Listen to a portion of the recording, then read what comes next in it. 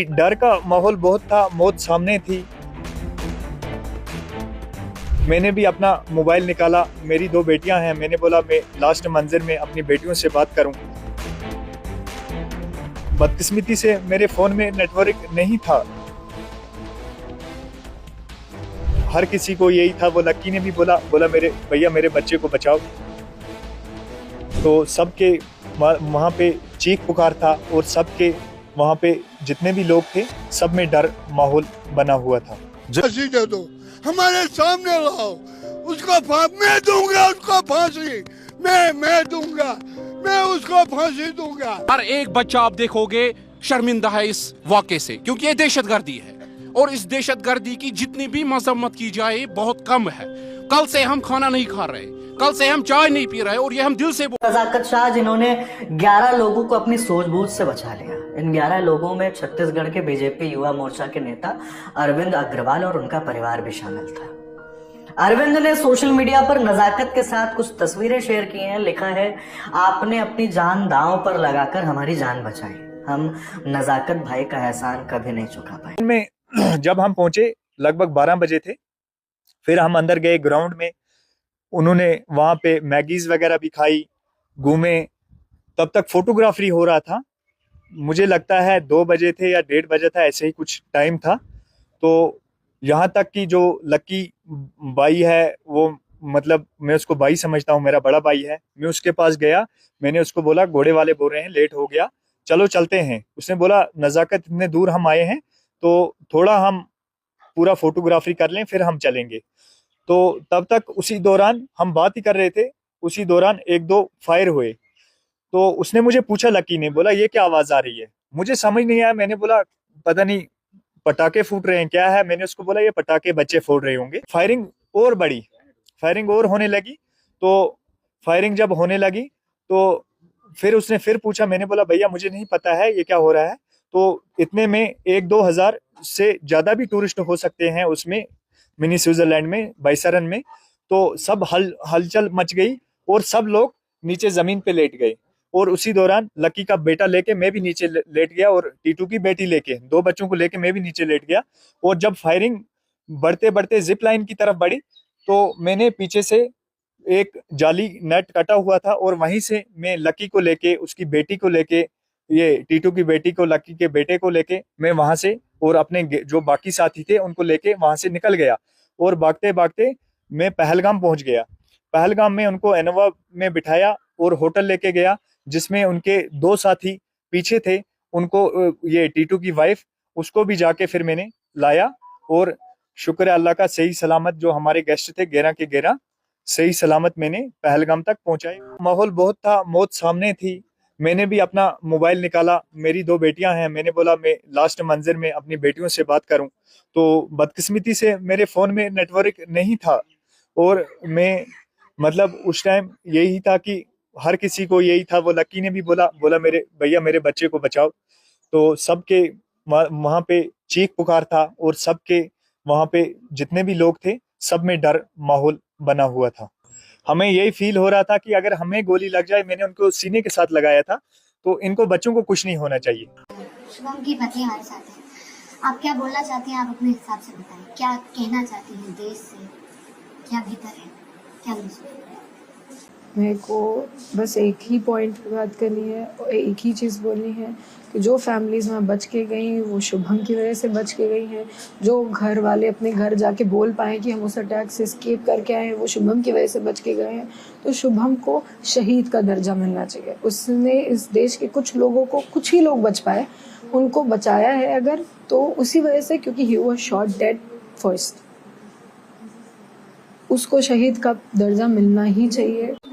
He was shot dead first, अगर आप बताना चाहें वहाँ थी कैसे गई, मतलब आतंकी है? पहली गोली उन्होंने एयर फायर किया जिसमें कोई समझ ही नहीं पाया कि हुआ क्या है। And within seconds they were standing next to us. Shubham के बगल में खड़े थे, मैं, शुभम, ऊपर वो खड़े थे। उन्होंने शुभम के सर पे गोली रखी और वही हिंदू मुसलमान, हिंदू हो या मुसलमान हो, वाकई यही सच्चाई है कि पूछा अरे मैं बगल में बैठी हूँ, मैं आपसे सच ही बताऊंगी। उन्होंने पूछा हिंदू हो या मुसलमान, अगर मुसलमान हो तो कलमा पढ़ के दिखाओ। तो हम समझ ही नहीं पाए फॉर अ सेकंड कि ये बोल क्या रहे। हम दोनों पलटे उसकी तरफ, हमने बोला भैया क्या हुआ, तो बोल रहा है, तो तब उसने थोड़ा लाउड की अपनी आवाज, हिंदू है या मुसलमान, कलमा पढ़। तब हम दोनों ने बोला हिंदू है, दोनों ने ही बोला हिंदू है। और जैसे ही हमारा सेंटेंस खत्म नहीं हुआ, they shot him right here, nothing was left. People actually could escape because of him, क्योंकि तब तक पता ही नहीं था कि यहाँ पे क्या शुरू क्या हो रहा है, यहाँ पे अब शुरू क्या होने वाला है, किसी को नहीं पता था। He was the first and he is the one who made people live, जो जी रहे हैं अभी। घर जाके बता पाए कि हम स्केप करके आए। उसे शहीद का दर्जा दे दे बस सरकार, मुझे कुछ नहीं चाहिए, मुझे कुछ भी नहीं चाहिए। मैं यही आप आराम से मैं यही कह रही हूँ कि बहुत मुश्किल रहा होगा वहाँ से यहाँ तक आना। मैं नहीं आ रही थी, I was not living his body, I was not living him. मैं उसको पकड़ के वहाँ बैठी थी। ये पता नहीं मेरी बहन के अंदर कौन सी ताकत, कौन सा दिमाग, क्या आया है उसके अंदर कि वो मुझे घसीट। उस लड़की को आप देखोगे ना, वो इतनी पतली दुबली सी है मेरी बहन। वो वही थी तो मैं, मेरी बहन, मेरी माँ और मेरे मम्मी पापा, हम 5-6 लोग ऊपर गए थे, क्योंकि बाकी सब ना थोड़ा सा उनको बचना था, उनको ये नहीं देखना था, तो वो नीचे ही थे, हम 5 ऊपर थे। तो उसके अंदर भगवान ने जाने क्या एनर्जी दी कि वो मुझे और मेरी माँ को, क्योंकि हम दोनों ही शुभम को देखने के बाद हम थे ही नहीं वहाँ पे, हम खत्म थे अपने अंदर ही। वो घसीट के हमें नीचे लेके आई। शुभम को गोली लगी, ये नहीं लगा कि मुझे भी नहीं, उन्होंने ऐसे करके मुझे ऐसे हिलाया। अच्छा, उसको गोली मार के पहले तो उसको चेक किया। क्या बचेगा उस इंसान में, जिस इंसान को अब यहाँ मार के हो, उसको अब यहाँ मार रहे हो, उसको क्या बचेगा उसके अंदर? उसके अंदर कुछ बचेगा? उसके बाद उसको ऐसे हिलाया, मेरे ऊपर ऐसे रख के मुझे बस हिला के चले गए। मार ही देते। कई महिलाओं ने ये कहा कि हमने कहा बहुत लोगों ने ये, ऑल्दो मैं वहाँ से मुझे घसीट लिया दिया था, बट हमारे घर के बहुत लोग बाद में शुभम को जब आइडेंटिफाई करने गए, तब लोगों से मिले, बहुत सी फैमिलीज से मिले, बहुत लेडीज से मिले, तो उन लोगों ने हाथ जोड़ के कहा था कि हमें मार दीजिए, हमें मार दीजिए। ये सब कितनी देर तक होता रहा? कुछ जहन में हो बताएं। 2:25 पे वो घुसे हैं, 2:25 पे उन्होंने शुभम को मारा है। 3 बजे के आसपास मैं बाहर निकल के थोड़ा, मतलब पहाड़ से थोड़ा नीचे मुझे मेरी बहन ला पाई है। 3:10 पे मैंने घर पे फ़ोन किया था, हम पहाड़ पे ही थे। वो ट्रेल ही ऐसी है कि 20-25 मिनट वो ये सब और चल रहा था, वो 45 मिनट चल रहा, 45-50 मिनट ये चल ही रहा था। यही कर रहे थे, हमें गोलियों की आवाज़ परमानेंट आ रही थी। हम वहाँ वीडियोस भी देख परमानेंट गोलियों की आवाज़ आ ही रही है। आसपास घूम घूम के एयर फायर। अब वो पहलगाम वाला मैदान देखो, वो मैदान खुला है, इसका इंसान भाग के जाएगा कहाँ? छुपने की जगह ही नहीं है कि कहीं पेड़ के पीछे छुप जाओ या किसी चीज के पीछे छुप जाओ, कोई जगह ही नहीं। हम ये बहुत आपको लगेगा, हम सोचते हैं, आप कानपुर में रहते थे, कभी ये सोचा होगा कि ऐसे किसी की जान जा सकती है? आतंकवादी कानपुर छोड़िए, हम 28 देश घूम के आए थे। मुझे बताया किसी ने। 28 देश घूमे हैं, अकेले घूमा है। अब कई देश तो वो अकेले घूम के आया। सो एक खरोच, एक बाल तक नहीं बाका हुआ उसका। अपने देश में हिंदू होने की वजह से उसको मार दिया, खुद के देश में। ये आज तक नारों में सुनते थे, लेकिन आज मेरे साथ हो गया। मैंने आज तक ये टीवी में देखा है, मूवीज में देखा है कि टेररिस्ट अटैक हुआ है, लोग भाग रहे हैं, लोग डॉज कर रहे हैं, लोग डर डर के आ रहे हैं, जा रहे हैं, एस्केप कर रहे हैं। ये मैं झेल के आई हूँ। वही पठानी कुर्ता, वही नहीं, गए थे? नहीं, नॉर्मल कपड़े में। मतलब पहचान पाना बहुत मुश्किल है मैम। वो हमारे और आप जैसे कपड़े पहने थे, उन्होंने कुछ ऐसा नहीं पहना था। जो ऑल्दो मेरे को बाद में बताया कि जो घोड़े वाले हमें लेके गए वो उस कपड़ों में थे। They might have those guns and जो उनको मिला, क्योंकि AK-47 वो पहन लेके आए गए। मेरे को आर्मी ने आइडेंटिफाई करवाया था। मेरे को उसके बाद आर्मी हेडक्वार्टर्स की ये गोली ऐसे लेकर गन कौन सी थी उनके पास, तो आर्मी ने आइडेंटिफाई करवाया था। तो AK-47 थी, जितना मुझे समझ में आया, मेरे को इतना पता नहीं।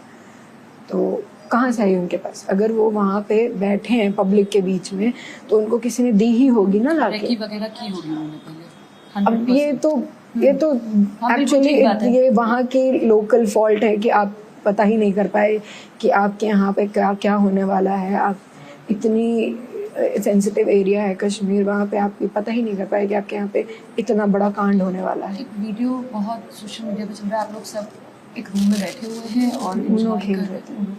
थे। 1-2 रात पहले का है। ये सब सब बैठ- चित्र बहुत सामने आते होंगे, स्मृतियाँ बहुत।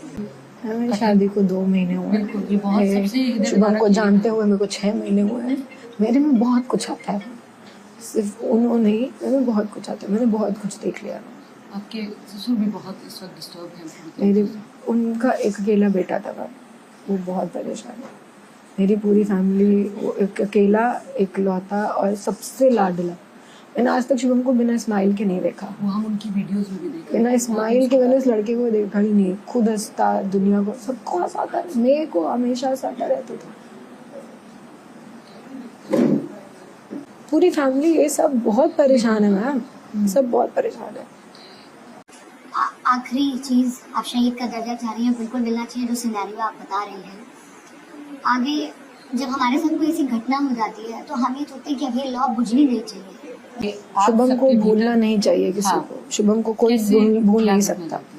उसको शहीद का दर्जा दीजिए, उसको याद रखो। बस मैं ये कह रही हूँ, मुझे नहीं पता सरकार मेरे लिए क्या कर सकती है कि उस शुभम को याद रखा जाए, मुझे नहीं मालूम। बट शहीद के दर्जे के साथ कुछ तो ऐसा करो कि लोग उसे जीवन भर याद रखें। वो भूलने वाला इंसान था नहीं, वो भूलने वाला इंसान है नहीं। हम उसे कभी भूल पाएंगे नहीं और देश भी उसे भूलना नहीं चाहिए। इतनी ही बात आपसे करेंगे कि आप अपने आप को संभाले, बहुत ज़रूरी है। आंखें बहुत कुछ कह रही हैं। जब ऐसा कुछ हो जाए तो मन के भीतर बहुत सारे ऐसी भावनाएं हैं जिन्हें शब्द देना भी कम होगा।